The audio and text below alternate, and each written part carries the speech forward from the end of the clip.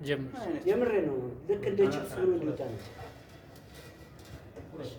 እሺ እቺ ቴክኖሎጂ አሁን በዋናነት የምታገለግለው ኤሴንሻል ኒውትሪየንት የተባሉትን ለዶሮ እንቁላል ጣይ ዶሮ የተዘጋጁ ምግቦችን ሚኒራሎችን በቀላሉ ሚክስ አድርጋ ይዛ ጠቅላ ይዛ የሚጠበቀው ኒውትሪየንት እንዲያገኙ የምታደርግ ናት። በቀላሉ ዶሮዎች መመገብ እንዲችሉ ዱቄት ነገሮችን አንስተው መመገብ ስለማይችሉ እነዚህን በዳቦ ቆሎ መልክ አዘጋጅቶ ለመመገብ ያስችላል ማለት ነው።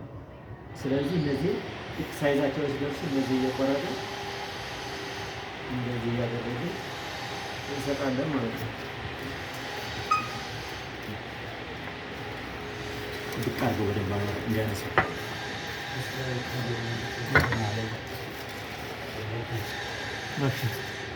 እየወጣ ነው ሲወጣ ይታያል።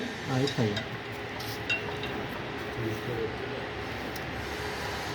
ደረቅ ነው።